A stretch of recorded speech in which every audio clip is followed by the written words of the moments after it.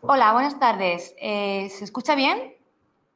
Bueno, me presento, soy Cristina, soy inbound marketer de Dexma y hoy os voy a presentar a mis dos compañeros con los que vamos a hacer el webinar sobre el factor humano en la gestión energética. Con nosotros está hoy Daniel Utges, que es el director de producto. Hola, Dani. Hola, ¿qué tal, Cristina? Hola, ¿qué tal, chicos? ¿Cómo estáis? Y también tenemos a nuestro experto en comportamiento energético, Galdri Ruiz. ¿Qué tal, Galdri? Hola, ¿qué tal? ¿Cómo estamos? Muy bien. Hoy lo que vamos a hablar es sobre la nueva visión del edificio, otra forma de ver el edificio en sí y cómo consume energía y la gestión energética, ¿vale? Os explicaremos también algunos casos reales y os mostraremos algunas herramientas que podéis utilizar para que os ayude en todo el proceso de mejora de comportamiento y de gestión energética en general, ¿vale? Pues, bueno, os voy a dar paso a Galdri para que empiece a contarnos un poquito. Bueno, no, perdona. Primero a Dani, que nos cuente un poquito sobre Dexma y luego Galdri, ¿vale? Eso es, perfecto, chicos. Entonces, para aquellos que no sepáis todavía qué hacemos, qué somos, por qué existe Dexma, hemos preparado estos, nada, 1, 2, 3 minutos, muy rápido. Dexma es una empresa de software de gestión energética. Solo hacemos una cosa, que es software. No hacemos hardware, no hacemos nada más.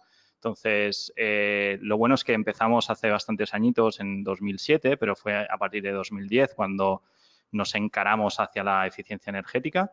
Y desde entonces, básicamente, ayudamos a empresas a optimizar su consumo energético, ¿de acuerdo? Nuestro canal de venta es a través de gestores energéticos profesionales que utilizan nuestras herramientas para ofrecer un mejor servicio, ¿de acuerdo? Entonces, actualmente tenemos una presencia que es bastante mundial, podríamos decir. Estamos presentes en 45 países, pero sobre todo estamos muy focalizados en lo que es Europa, ¿de acuerdo? Entonces, si ahora pasamos más aquí, al final, si buscáis un poco por internet, veréis que hay un poco de gente que habla sobre nosotros, algunos analistas, ¿no? que explican cuáles son nuestras bondades. Al final, nosotros como filosofía siempre hemos intentado diseñar el software que tiene más facilidades de uso, ¿no? Que al final, pues para un gestor energético, para un facility manager, incluso para alguien que no sabe tanto de consumos energéticos, pues es muy fácil hacer todo el seguimiento y encontrar mejoras para sus edificios, ¿no? Nuestra filosofía al final es esta, ¿no? Es los 3 pasos para el éxito en la gestión energética serían: primero, empieza por detectar. Detecta de tu portfolio dónde están aquellos edificios con un consumo más relevante y además tienen mayor potencial de ahorro. Esto nosotros podemos hacerlo gracias a los centenares de miles de edificios que tenemos controlados, ¿de acuerdo? Entonces, empiezas por detectar dónde está el potencial de ahorro. En aquellos edificios donde tienes más potencial de ahorro, los analizas, es decir, inviertes en dinero, inviertes en hardware, inviertes en análisis en tiempo real para poder analizar e ir mucho más al detalle. Y en aquellos donde encima tengan un potencial de ahorro más importante y no se puedan gestionar precisamente con comportamiento, los acabas controlando. Entonces, nuestra visión es esta: empiezas por detectar, continúas por analizar y terminas por controlar. Y todo ello, además, puedes hacerlo con nuestra suite de productos, ¿no? Algunos clientes de referencia, pues podríamos estar hablando desde gente que trabaja en el sector retail, como puede ser Día o puede ser otras cadenas similares. Educación, tocamos muchas universidades, por ejemplo, hoteles, también es un sector donde quieren optimizar bastante su consumo energético. Telcos, socios, museos también, administración pública. También industria, aunque parezca mentira, al final los clientes industriales que parece que ya lo tienen todo muy bien gestionado con sus escalas, en realidad no están así y hay mucho potencial para optimizar ahí también. Y luego, al final, pues algunas comercializadoras o construcción, ¿no? O empresas pues de farmacéutica.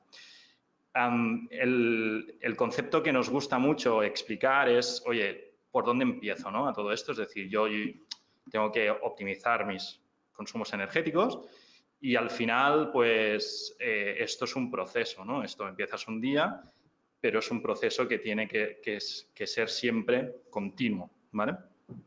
Como se empieza al final es con las mejoras por comportamiento. Por eso hoy precisamente aquí tenemos a un gran experto que nos explicará de qué manera podemos empezar. Mejoras por comportamiento están en la base de la pirámide de la optimización energética y son aquellas que son muy interesantes de empezar porque al final requieren muy poquita inversión, simplemente es inversión de tiempo nuestro, ¿no? conforme vamos subiendo por toda esta pirámide, empezamos a encontrar otras mejoras que ya requieren más inversión. Y al final implementaríamos las energías renovables, ¿no? Entonces, en función del nivel donde estemos de esta pirámide, de menos inversión o de más inversión, las inversiones son asumidas o bien por la propiedad o bien por empresas de servicios energéticos, empresas S, ¿de acuerdo? Entonces, precisamente por eso queríamos empezar este año con un webinar dedicado 100% a las mejoras por comportamiento energético. Las mejoras por comportamiento energético no requieren mucha inversión, como os he hablado antes, pero sí que requieren de una cierta manera de hacer, ¿no? Entonces, Galdric es uno de los grandes expertos en el sector, digamos, en España. Lleva casi 12 años trabajando en esto y él ha trabajado muchos años como con la monitorización energética, como con datos puedes influenciar el comportamiento de todas las personas que trabajan en un edificio. Entonces, si ahora ya pasamos a esta zona de aquí, Galdric, ¿qué es lo que hoy más o menos nos explicarás? Bueno, mira, hablaremos al principio de la necesidad de tener un cambio de visión de los edificios. Creo que eso es fundamental. Y después hablaremos de casos reales para que veáis que no es solo un tema de conceptual. Sino que esto es cierto, ¿no? Esto, o sea, el cambiar el comportamiento para que la gente ahorre, o sea, es algo que es complicado, pero al final... Sí, es complicado, ¿no? Según cómo se mire y lo que sí que tiene es impacto real, con lo cual yo creo que es provechoso de comentar, de poder transmitir. Y finalmente también hablaremos de herramientas útiles para trabajar sobre el factor humano que con la tecnología de los últimos años pues ha mejorado mucho y nos da mucho potencial. Exacto, el unir, ¿no? El humano con la tecnología, ¿no? Que al final todos tenemos smartphone, todos tenemos cosas que nos impactan en el día a día, como esto además puede ser, ¿no? Interesante, ¿no? Muy bien, pues nada, empiezo. La idea es eso, cómo incorporar el factor humano en nuestra estrategia de gestión energética, porque me atrevería a decir que todos los que hemos trabajado en gestión energética sabemos que la importancia que puede llegar a tener el comportamiento en el consumo final y habitualmente tendemos a limitar la influencia porque nos da un poco de miedo porque no tenemos del control y tendimos a controlarlo con telegestión, telecontrol, lo que sea. Pero un poco lo que yo quería con este webinar es que le perdamos el miedo al factor humano y que primero hay que asumir que mientras haya personas el factor humano incidirá en el consumo final de energía. Eso yo creo que siempre va a existir. Y la otra es que tenemos que convertir en el factor humano en un aliado de nuestra estrategia, ¿de acuerdo? Más que un enemigo.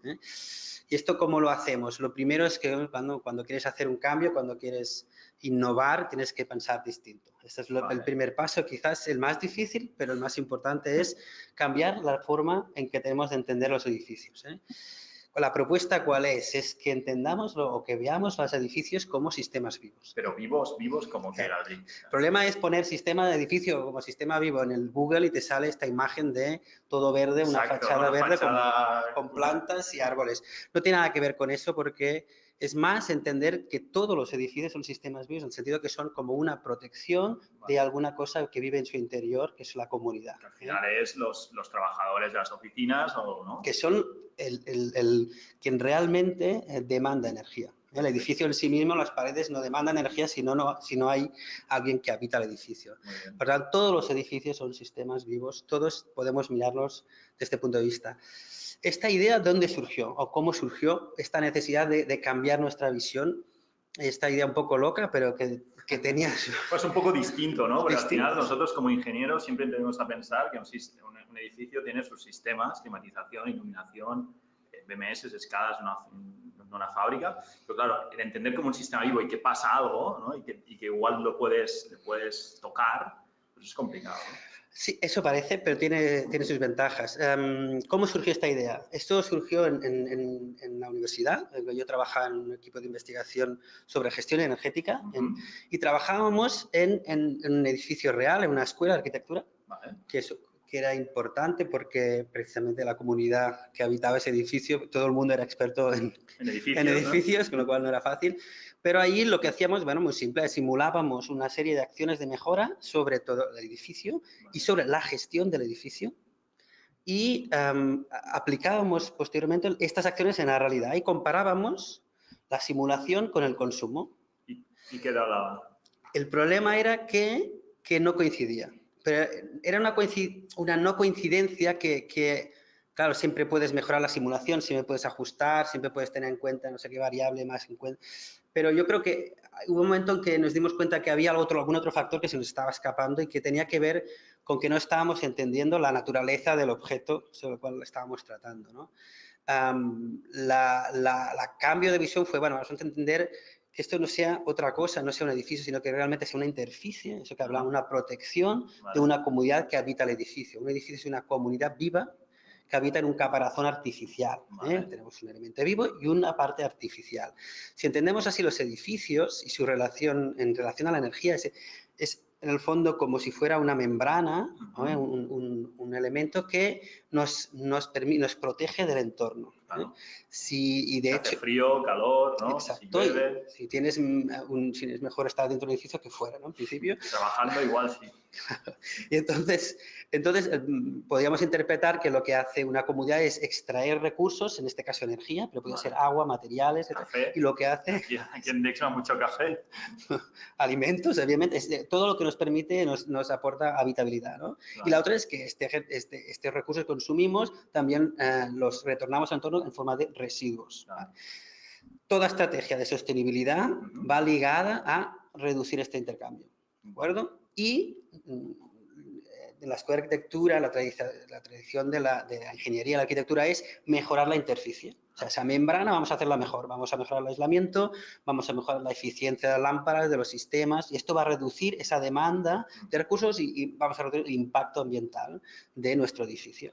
Pero los que ya hace tiempo que trabajamos en gestión energética sabemos que no es todo la interficie, y no te digo si son edificios existentes, en el cual modificar la interficie es muy caro, pero la utilización, o sea, cómo utilizamos interficie también cambia la relación de intercambio entre comunidad y entorno. La misma interficie, depende de cómo se gestione, vamos a tener más o menos impacto. Es muy importante la gestión. ¿Qué hacíamos en este caso? Lo que hacíamos, lógico, cogíamos la persona, el energy manager del edificio, o la persona de mantenimiento, lo que le comentábamos, o le transmitíamos unas nuevas instrucciones de uso. Mira, vamos, esto se puede autorizar, esto no está ajustado, tienes que utilizar otra forma, ¿no? Y aquí viene donde no coincidía, o sea, no coincidían los resultados de simulación con la realidad. ¿Qué pasaba? Que cuando nosotros transmitíamos esa información, lo hacíamos como si fuera programar una máquina, ¿no? Simplemente esto es lo que tienes que hacer, hazlo. ¿No? Pero no lo hacía. O lo hacía a medias o lo hacía más o menos, ¿no? El problema, ¿cuál era? Que este gestor es una persona. No es una máquina. Y las personas tienen emociones, sentimientos, tienen su historia, tienen sus temores, problemas, ¿no? Sus problemas, sus temores. Y de alguna forma, una cosa muy natural es que tenía miedo que cuestionáramos su forma de trabajar. Y eso es muy humano y hay que respetarlo, más allá de cambiarlo por otro, que era la tentación. Pero no solo eso, sino que nos dimos cuenta que había otros gestores, estos ya no reconocidos, y mucho menos expertos, que era, por ejemplo, por poner el servicio de limpieza. La personal de limpieza por la tarde era un gran gestor de energía porque cerraba luces o no, abría ventanas para ventilar, hacía de todo, nos rompía la interficie o no, jugaba con nuestra interficie y no teníamos controlado. Y además la relación con ellos era distinta, no eran expertos y el lenguaje era distinto, comunicarse con ellos. Pero no solo esto, sino que este edificio estaba lleno de estudiantes que pasaban muchas horas en el edificio y también, además siendo arquitectos o estudiantes de arquitectura, manipulaban con mucha facilidad cualquier cosa, ¿no? No rompían la interficie, hacían de todo, rompían en sentido metafórico, ¿no? Lo cual empezamos a ver que no había un gestor, sino que había muchos gestores energéticos y que se nos iba un poco de las manos. Pero también ahí cuando profundizamos nos dimos cuenta que el comportamiento de estos gestores, este conjunto, no solo dependía de sus emociones, su conocimiento, sino de su relación que tenían con los demás. Y entre ellos y también su relación con, por ejemplo, el director de la escuela, de la universidad. Un director que manipulaba muy poco o nada la interficie, pero que influía mucho sobre los que sí realmente manipulaban. En el fondo, lo que nos dimos cuenta es que siempre, de una forma consciente, no existe una política energética, Si no hay ningún interés en la energía, eso es una política energética y puede ser todo lo contrario. En este edificio lo que conseguimos es que la dirección se tomara como objetivo la política energética y eso supuso un gran cambio. Una vez hemos visto el conjunto del edificio como un sistema con todos sus elementos, sin dejarnos ninguno, lo primero que vemos es que no es lo mismo trabajar sobre la interficie que sobre el comportamiento humano. No tiene nada que ver, son herramientas distintas y habilidades distintas. Y si sois del sector técnicos, arquitectos, ingenieros, ya me diréis si alguien de vosotros os han enseñado algo de sociología o de psicología o de comportamiento. Incluso, ¿no? Ponernos en el lugar de... Yo creo más... Piensas que eso no tiene nada que ver con tu trabajo, ¿no? Pero si reconoces el edificio como un todo, como un sistema vivo, entonces empiezas a tener algunos problemas, ¿no? ¿Cómo hacemos para trabajar sobre la interficie? Sabemos sobre el comportamiento, sobre esta comunidad, para intentar incidir en su comportamiento final como gestores energéticos. Es complejo, pero tiene sus ventajas, ¿eh? Así como las paredes y las ventanas y las máquinas les cuesta hablar, les cuesta aprender. Ahora hay máquinas que aprenden, pero van ahí. Las personas sí aprenden y de hecho aprenden como conjunto, no solo individualmente. Y eso es siempre una ventaja, ¿no? ¿Cuál es la clave para potenciar este aprendizaje y ese cambio de comportamiento? Es básicamente la introducción de información. Tenemos que introducir nueva información en el sistema y que esta información circule por todos los nodos lo más rápido posible y que haya nodos conectados, ¿eh? Porque si no la información no circula. Esa es un poco la clave en la que se va a hacer todo el trabajo. O sea, tú al final en un sistema vivo tienes la experiencia que si le metes la información adecuada en según qué puntos, todo el sistema responde. Sí. Y eso es lo que ahora supongo que nos explicarás con algunos casos de éxito, ¿no? Sí, eso que parece un poco conceptual, después es relativamente fácil de aterrizar. Lo primero que pasa, la primera consecuencia de observar así los edificios y trabajar sobre comportamiento, lo primero que vemos es que, por ejemplo, cuando actuamos sobre la interficie, cuando mejoramos la interficie, mejoramos el aislamiento, mejoramos la eficiencia de las lámparas, cada vez que intervenimos sobre el edificio, sobre esta mejora de la interficie, obtenemos un resultado. El instantáneo. Instantáneo. ¿No? O sea, es inmediato. Tú cambias los vatios, cambias por LED las luces, en ese momento consumen menos. Sí. Con el tiempo, no sé, pero en ese momento la reacción es inmediata. Y eso nos da una cierta seguridad. ¿Qué pasa?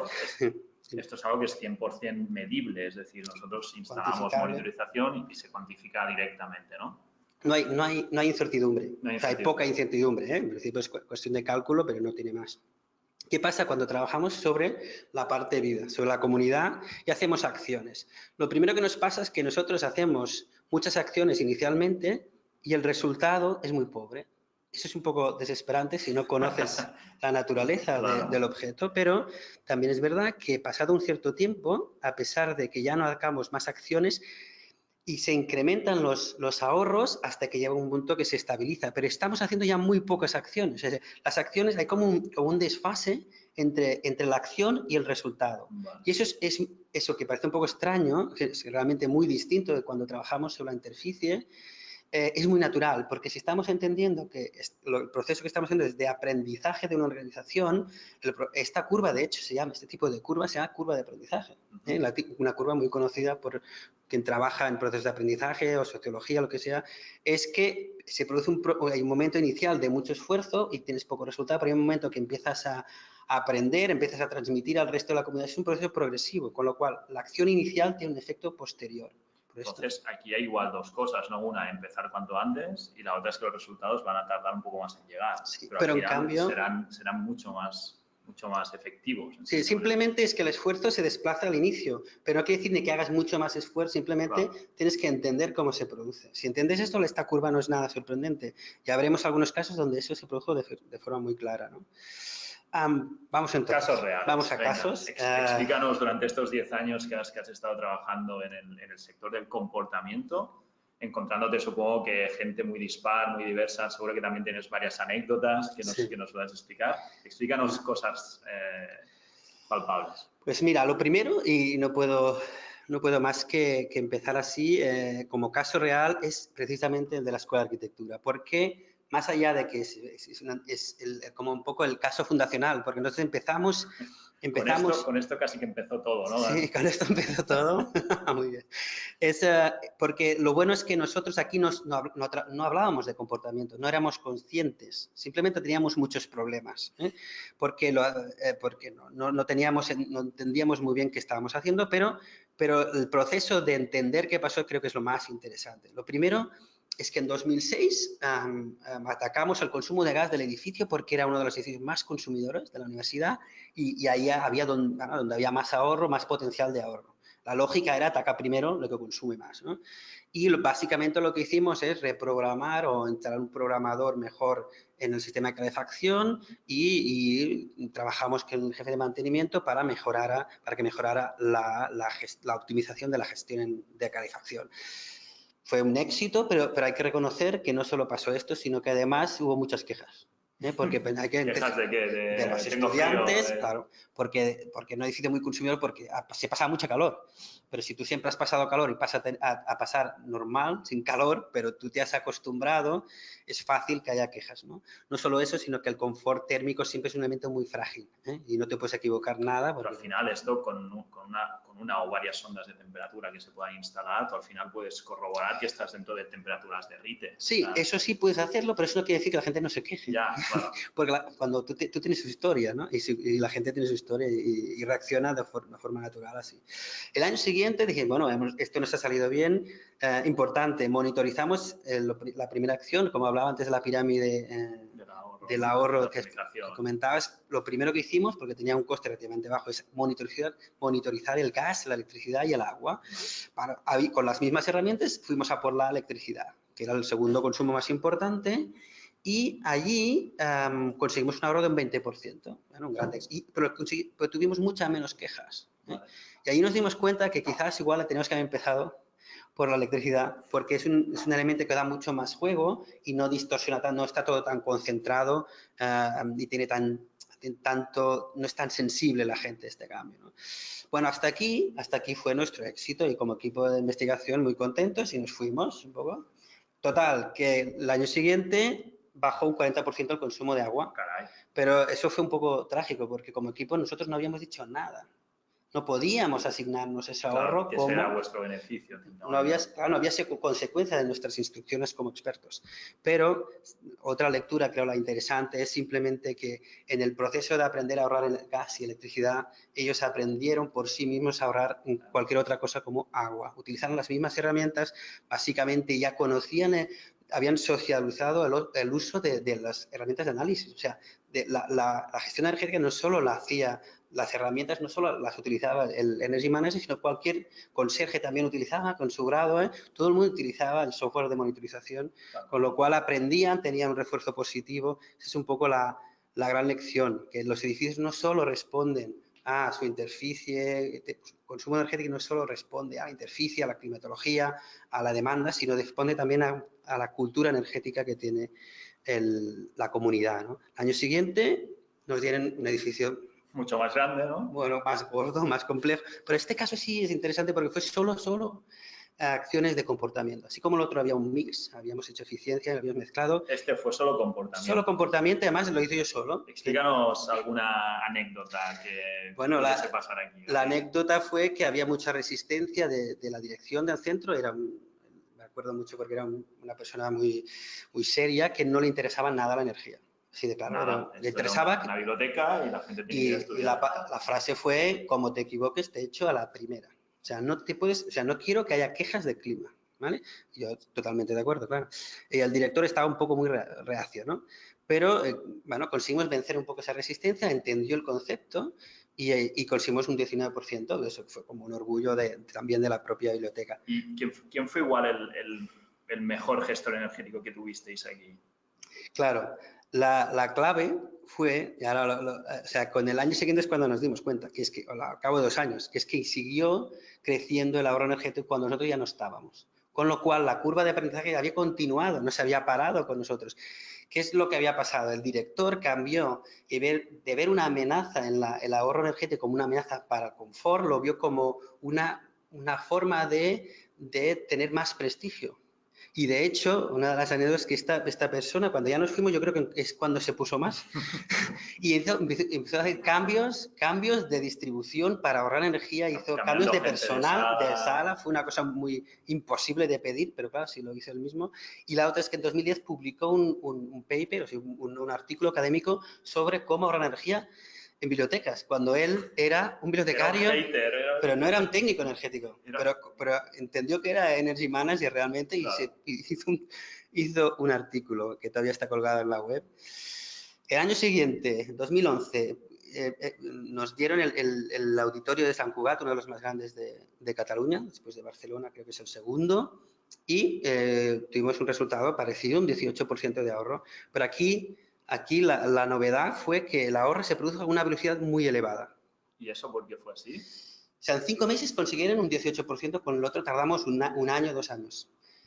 Más allá de que, no sé, lo hubiéramos hecho muy bien, quien lo hizo bien fue la organización. Se trataba de una organización acostumbrada al reto. Ajá. Porque una empresa de teatro, una organización del mundo del teatro está acostumbrada a que el día tal tenemos una ópera, rápido, nos va a pasar de todo y lo vamos a resolver. O sea, están súper compenetrados y cualquier reto que ponían tenían capacidad para resolverlo. Cuando metieron la energía, pues lo cogieron como cualquier otro reto y lo resolvieron muy rápidamente. Fue muy agradecido porque haciendo muy poco consiguieron el óptimo rapidísimo. ¿Qué quiere decir? Que no tenemos que mirar los edificios solo como cómo es su interficie, sino cómo es su urbanización. Si tiene capacidad de cambio, si tiene capacidad de aprender, y eso nos va a hacer mucho más fácil. O, por ejemplo, si tienes un edificio muy grande, con muchas organizaciones dentro, esto va a ser mucho más complicado que una organización que tiene muchos edificios. O sea, si es un edificio de oficinas, donde cada oficina trabaja independientemente, ¿no? Eso, desde el punto de vista del comportamiento, es mucho más complejo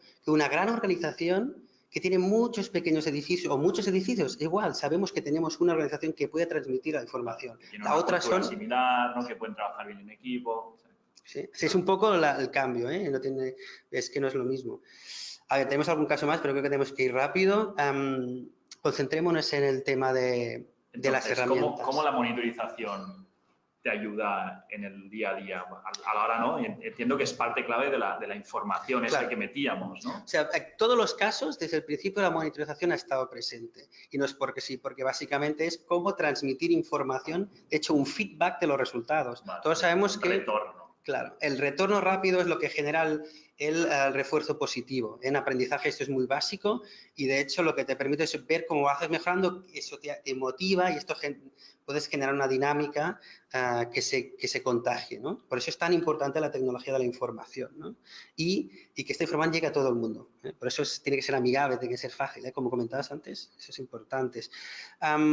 Y eso es complicado, ¿no? Es complicado. ¿Cómo consigues sacar datos de una forma fácil? Porque esto parece que sea muy complicado y al final... Sí, a ver, monitorizar, como más datos tengas mejor, como más segregados, pero es verdad que para empezar, si hay que escoger, recordad el caso de la Escuela de Arquitectura, podemos empezar por la electricidad, que es lo que es más fácil de medir, pero no solo es lo más fácil de medir, sino es lo que concretamente la electricidad y concretamente la luz, es lo que da más juego para aprender. El sistema de iluminación. Porque da mucho juego, todo el mundo lo puede tocar. Que es muy manipulable, ¿no? Y te puedes equivocar, no pasa nada, y todo el mundo puede participar. En el gas solo participa como elemento de aprendizaje. Claro. Y lo que queremos es que todo el mundo entre a hacer de Energy Management o reconozca esto. Y con la luz es mucho más fácil, aunque no sea el gran consumo del edificio, da igual. Y además resulta que coincide que es lo más fácil de tener datos, porque vamos a los contadores digitales que tenemos ahora todo el mundo y podemos con una sonda óptica extraer los datos. Auscultar, ¿no? Como hacen los médicos, nos auscultan el corazón, nosotros podemos auscultar. De hecho, monitorizamos, ¿eh? Eso pasa en medicina, también se dice igual, ¿no? Pues quitar esa información y a través de un módem lo enviamos y lo podemos visualizar con un software, ¿vale? Un software que sea lo más amigable posible, ¿no? Esta extracción es relativamente fácil, incluso con telellamadas se puede llegar sin ningún tipo de instalación. Bajo coste, o sea, en el mismo día que haces la primera visita casi que lo puedes dejar puesto ya y enviando datos. Claro, aquí solo tienes el consumo total. Sí, pero el consumo total tiene una ventaja que es que transmites a la organización La energía es un resultado de todos, claro, no es este o esta parte. Es el resultado de todo el equipo. Claro, ¿no? y si va a haber ahorros, va a ser siempre el resultado de todos, no puede ser de un solo individuo. De hecho, es como muy real, ¿no? Vamos a ver un caso, porque antes, hasta ahora... Enséñanos un poco más de plataforma y menos PowerPoint. Vale. Pues mira, por ejemplo, el software de Dexma permite un montón de cosas, pero ahora os voy a explicar un caso de súper reciente de una organización que tiene oficinas pequeñas, una organización que tiene muchas oficinas que son muy parecidas. Vale. Con lo cual, desde el punto de vista de las organizaciones, es más fácil de trabajar, porque si se parecen entre ellas, lo que podemos es empezar trabajando con una parte, generar un impacto y el resultado del éxito transmitirlo a toda la organización. ¿Vale? Por tanto, aquí, por ejemplo, vemos ¿qué hicimos? El ejercicio de impacto, ¿cuál es? Primero tenemos el consumo. Vamos a ver, esto fue en abril, le digo de memoria. Vale, aquí veis, básicamente, el software de Dexma permite un montón de cosas, pero veréis que para el tema de comportamiento puedes empezar con muy poco, ¿eh? Aquí vemos, por ejemplo, ya me apunté, porque no me acuerdo de memoria, el 15 de abril hacemos la acción sobre esta oficina que representa muchas oficinas, ¿no? Vale, el 15, acordamos de este número, de esta fecha y nos vamos a evolución. Esto nos permite comparar fácilmente antes y después. Nos vamos a la misma oficina y aquí vemos, nos ponemos aquí el día 15, tiramos para atrás las tres semanas anteriores y vamos a comparar con posteriormente. ¿Qué pasa el día 15? Esta comparación nos va a servir, no nos ayuda mucho porque era fiesta, era Semana Santa, el jueves y el viernes. Con lo cual, estos ahorros no son por comportamiento. Aquí tenemos que empezar a trabajar demasiado los datos. Mira, tiramos para adelante, el 22 tampoco nos servirá porque creo que hay fiesta el lunes. Tampoco, vamos para adelante. ¿Qué pasó después? Porque estamos viendo que la gente va como aprendiendo. Aquí otra vez el 1 era fiesta, bueno, pero Dextel permite, si hace falta, pues quitar el día que no te interesa, ¿no? Así, y aquí ya empezamos a tener un poco de pistas sobre cómo estaba yendo, ¿no? Ya veis aquí, quitamos el día que es distinto, ya vemos, uy, ahora se ha ido, tocado el botón que no tocaba, pero esto como es muy rápido, lo vamos a pillar enseguida, así repasamos, y nos vamos al día, mira, nos vamos ya directamente al día 6, esta semana posterior y aquí ya ha pasado unos días, ya empezamos a ver, mira, estamos ahí cerca del 10%. Sí. Bueno, pero esto fue solo esta semana, nos vamos a la siguiente. Pero esto ¿cómo fue? Es decir, vais a la oficina y ¿qué les explicáis? ¿Qué preguntas les hacéis? Claro, básicamente y eso también es importante, es que lo que hacemos es básicamente que se miren su oficina de otra forma. Tienes que ser siempre muy seductor, en cierta moda, ¿no? Porque no puedes decir, tú tienes que hacer esto, porque ya, de hecho no les decimos nada que no sepan hacer. Claro, porque es su oficina, o sea, ¿cómo tú le vas a decir cómo tiene que gestionar? Y además que apagar las luces, ¿quién no sabe, no? Pero eso quiere que se haga. Entonces, no es tanto cuál es la acción, sino la motivación para la acción. Esa es la parte que hay que trabajar. Vale. Entonces, si explicas de una forma un poco más como un juego, pero no explícito, sino, oye, vamos a buscar cosas, ¿no? Vamos a ver, usted es curioso cómo pasa esto aquí, pero aquí no. Oye, vas preguntando cómo lo utilizan, intentas que salgan respuestas de sí mismos, o sea, oportunidades que ellos mismos, ¿no? Propongan Y como lo haces con un grupo representativo de los demás, pues entre ellos van viendo un poco, y a la gente le gusta la energía. Le enseñas el software, eso normalmente da mucho gas. A ver, hablar de que te están monitorizando normalmente puede ser negativo, estás vigilando, pero en el fondo también es un incentivo, porque aquí, por ejemplo, el día 6, aquí estamos viendo cómo va subiendo el ahorro, la semana del 13, aquí ya estamos cerca del 20, yo creo que aquí ya llegamos al top, al límite de aprendizaje, ya no hay más, estamos cerca del 20. Pero fue bastante rápido aquí, porque estamos hablando de un mes bueno, y medio. Porque es muy pequeño, o se pone o no se pone, si no se pone, no se pone. Tienes que tener resultado, si no reaccionan enseguida, no van a reaccionar, eso también. Vale. Pero lo que pasó es que el día 6, por ejemplo, es importante, es cuando no había el máximo ahorro, pero yo ya envié fácilmente, es muy importante, le haces una foto, generas la gráfica y le envías por correo electrónico al director de la oficina, oye, muy bien, venga, para adelante, que esto está funcionando. Ellos no daban un duro que esto funcionara. Y porque de hecho no hemos hecho, pero claro, pequeños cambios, eso lo que hace es el refuerzo positivo. Entonces se meten otra vez, es cuando sube la curva. Por eso las acciones posteriormente son puntuales, pero muy significativas, ¿no? Os digo este caso, pero vaya... En este caso en concreto, ¿puedes explicarnos en detalle qué es lo que cambiaron en su día a día? Pues mira, el ejercicio consiste en identificar todo aquello que pueden hacer. Aquí hay un interruptor, vale, un interruptor. Por aquí hay 1 o 2 interruptores. 2. Bueno, pero vamos a encender todo o nada. ¿Cuándo encendemos uno o todo? Ah, bueno, empieza a salir un poco una conversación. Entre ellos mismos al final deciden el protocolo. Claro, a seguir, de alguna forma, no explícita, tácita, todo el mundo está haciendo un acuerdo. Que lo vamos a hacer todos así. Y todo el mundo lo está entendiendo y si no, que lo diga ahora, ¿no? Nos vamos al dentro del despacho del director. El director también dice, hostia, todo el mundo está muy en el mismo nivel, muy bajo, por cierto. O por ejemplo, el último que ha llegado sabe sobre el tema. Entonces, eso es un proceso muy curioso, como empoderan, en cierto modo, y todo el mundo acaba teniendo el mismo objetivo. Y es fácil, el día siguiente puedes hacerlo ya, ¿no? Claro. Y lo comentas con los demás, es un poco, además tienes un poco la incertidumbre, vamos a tener resultados, a ver si el feedback es importante, ¿no? Entonces, ¿cada cuándo envías tú los resultados? Cuando tengo resultados positivos. Cuando siempre hay un positivo, lo envías. Si la semana siguiente empiezas a seguir, la mínima que ves algo que tiene sentido, lo envías para provocar el refuerzo positivo. ¿Y si no funciona? Mira, os digo porque es importante cuando haces una muestra, pues una cuesta un poco grande para que haya fallos. Esta misma, una oficina igual que esta, en la misma zona, con el mismo clima, y no conseguimos. Y no nos resultó, o sea, simplemente ahí se quedó. ¿Por qué? Era una oficina muy rígida, o sea, no se podía tocar casi nada. Estaba todo muy automatizado. Yo tuve muy mala... uno solo encendido para todo, o sea, todo o nada. O sea, que no está sectorizado para nada. La no sectorización perjudica mucho, ¿no? Pero al final te agarras a lo que sea. Pero ahí ya tuve muy mala impresión, pero bueno, y no siempre funciona, ¿eh? El tema. Y también puede ser que la organización tenga sus problemas y no se mete y pase completamente. Y que lo último sea la... Por ejemplo. Entonces, los que lo cogen, digamos que dinamizas un poco esa organización y en cierta manera impacta positivamente también en otros entornos que no saben consumir. Sí, eso me lo han dicho a veces directores cuando me dicen, ¿qué es lo que más te ha gustado de ejercicio? Y algunos dicen, he aprendido sobre energía. Y otros te dicen, mira, a mí me has quitado el grupo, he salido un poco de la rutina. Claro. Y hemos hecho una cosa en conjunto que es una cosa que me interesa en general, que todos vamos a hacer alguna cosa y que sea un poco, que haya resultados. Y, como es muy rápido, eso es un proceso agradecido. ¿No? Es un poco, siempre estamos una mica por el lado positivo, ¿no? de la energía. Ahí estamos, no sé si tenemos un poco más. Sí, quedan unos 5 minutos y luego ya pasaremos a las preguntas.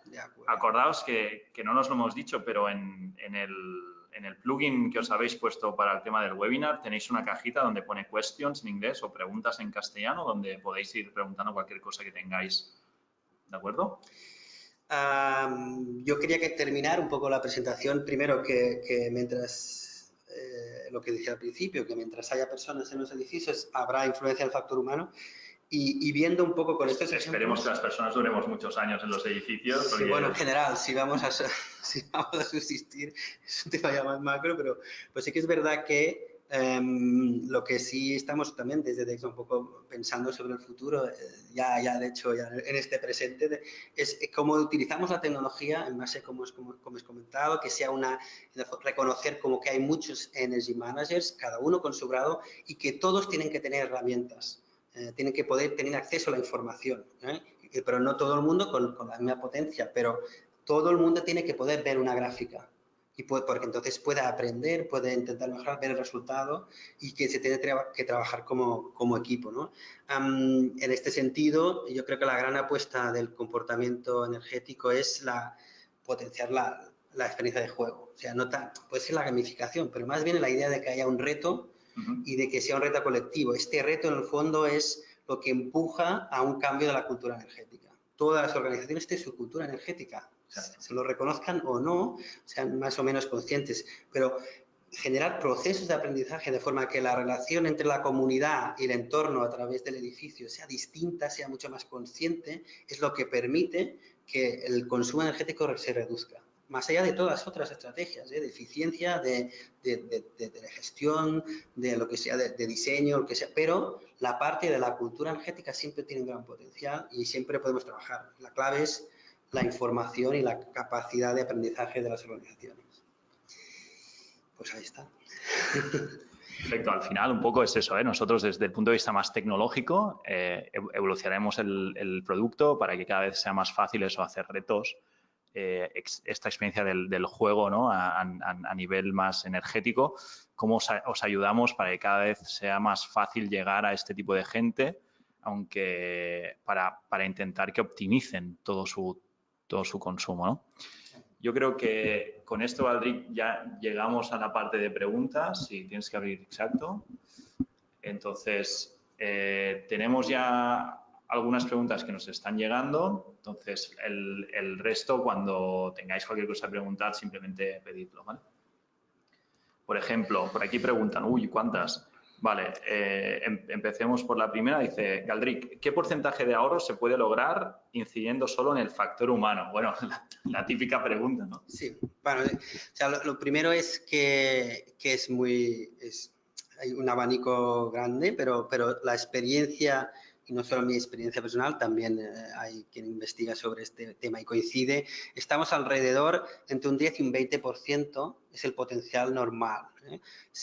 ¿Qué pasa a veces? Que bueno, pues sí, puede ser que haya mucha resistencia y puedes conseguir un 5%, pero también es verdad, yo tengo algún caso extremo en que todo pasan de no hacer nada a hacer todo y además son muy ineficientes en el uso, que puedes llegar a incluso un 60%, pero 30, 40% no es que no haya pasado, sí que pasa, ya puede llegar a pasar, ¿no?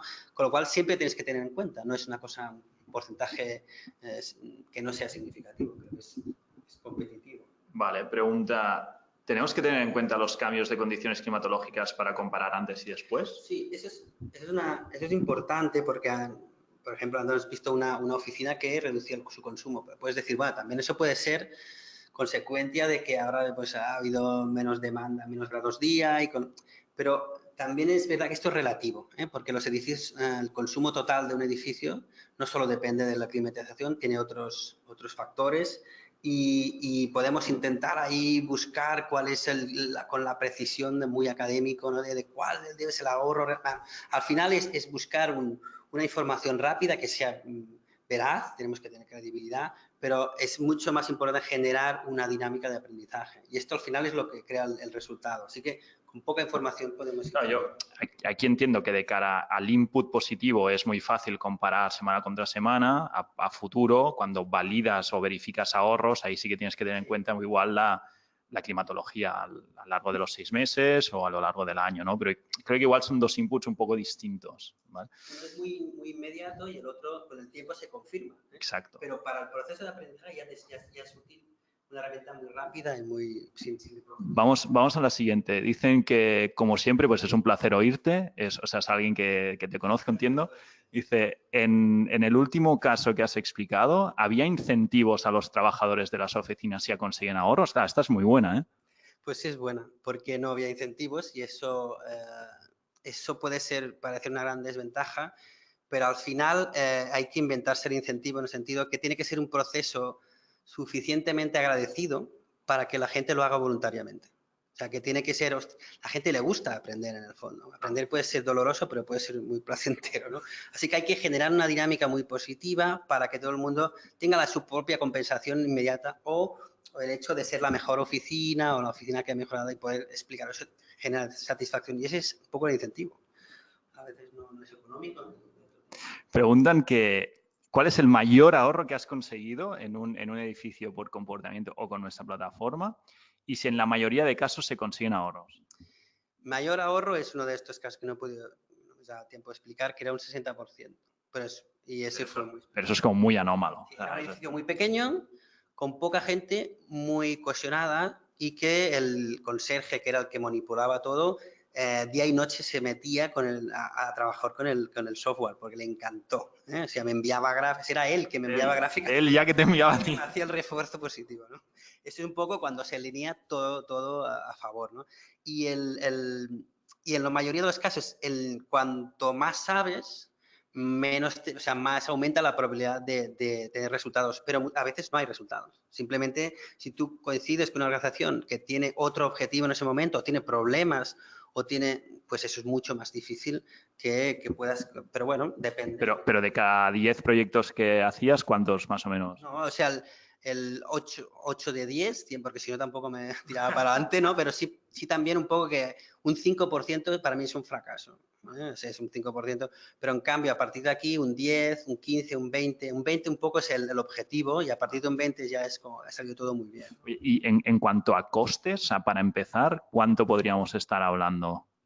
Es que, o sea, para empezar es cuestión de que conseguir los datos de monitorización los datos de consumo del contador total de electricidad y poderlo visualizar en un software como el de Dexma. O sea, que estamos hablando que por menos de igual 300 euros, 200, 300 euros puedes empezar ya y además tienes 6 meses de históricos porque el contador de compañía tiene esa gracia, que puedes empezar ya con históricos. Con lo cual, al cabo de 6 meses ya puedes comparar incluso abril contra abril del año pasado, o sea, pero es verdad que para empezar necesitas relativamente poco. No es un tema de muchísimos datos, pero cuando tienes más herramientas o igual tienes muchos edificios, empiezas a necesitar más complejidad o más conocimiento del software.